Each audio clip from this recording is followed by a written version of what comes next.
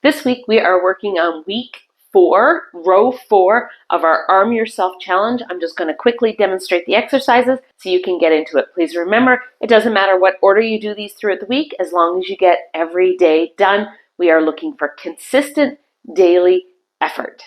So of course we do have push-ups again. If you really need detailed instructions on those push-ups, please go back to the first video. But just remember, a little wider than shoulder distance apart. You're imagining you're turning your hands out. They're not actually going to turn because you're on the floor. Instead of sending them out here or sending them this way, that's the tricep push-up we did, they're going to come back to a little bit of a 45-degree angle. When you do this, you use the shoulders, the chest, the back, the arms. Everything gets utilized when you are doing that push-up. So again, if you need a little bit further instruction, go back to video 1, and I had a lot more detail in there. This week you are doing 35 push-ups, so give it your best shot. The next one is a concentrated bicep curl, and the difference between a regular bicep curl and a concentrated is with the concentrated, we're really isolating the bicep. You're not letting the shoulder or the chest or the back help. A lot of times when we do bicep curls, we kind of move forward a little bit. When you're concentrating, which means we're not allowing anything else to move, I like using a stability ball or the back of a chair. You could even use the inside of your leg, lock your elbow against it, and curl this way. I'll actually show you that one. So if you're locking it there, and you're going to do a curl this way, 22 per side. I like using a stability ball. So what I do here is I just get my arm, the ball into my armpit as much as I can, and from here down and curl. So like I said, I've used the back of a bench, the inside of my leg, the back of a chair. Anything works for that. So 22 per side. We have an overhead tricep extension. So you're just going to need one weight. You could use 2 small ones. Hold them up overhead. Actually, I'll show you both. So if you have one weight, you're standing with your feet about hip distance apart. Knees are soft, core is tight. You don't want to arch your back. Bring the arms straight up so that your biceps are by your ears. You're going to drop down and lift overhead.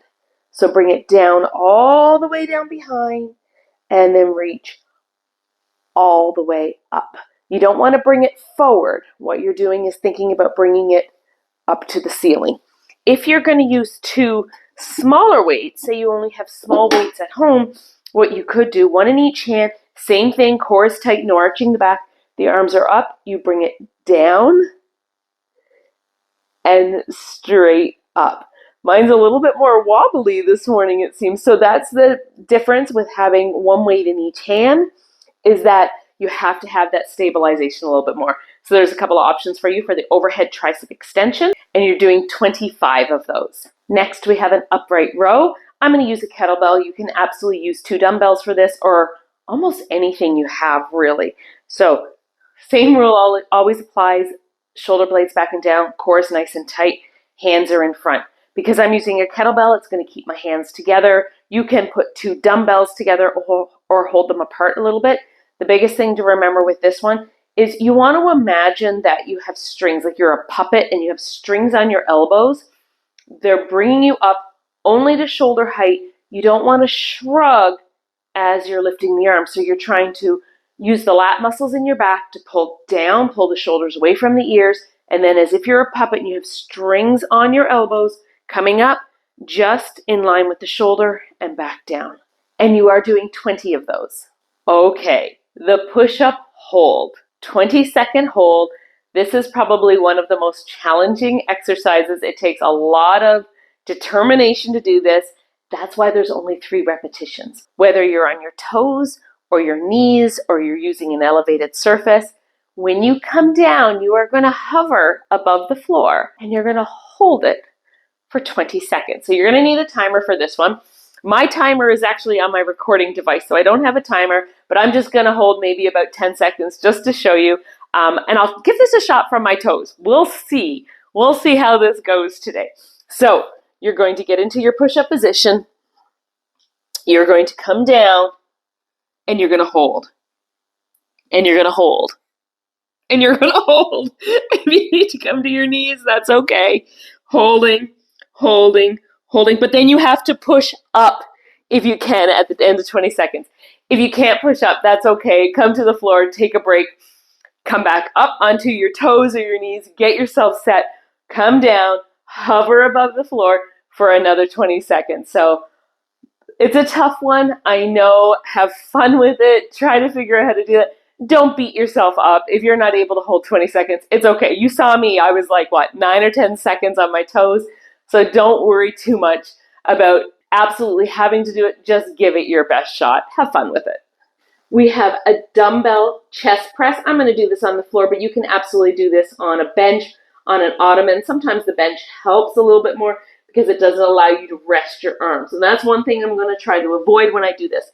So with the chest press, I'm going to bring my elbows out. My palms are facing towards my knees. A bit of a 90-degree angle. Now I'm going to hover my arms above the floor. From here, pressing up and squeeze at the top and down. Press up. When I come down, I am not letting my arms rest. I'm just hovering them just an inch or two above the floor. Of course, when you are on a bench, then you don't have that. You have to be extra careful when you're on a bench that you don't go down too far because you don't have the floor to stop you. You have to make sure you're not dropping down too far, pinching your shoulder blades together or overstretching those shoulders. So be very careful of that if you are using a bench, and then be careful if you're on the floor that you are not resting on the floor. We're trying to find that happy medium.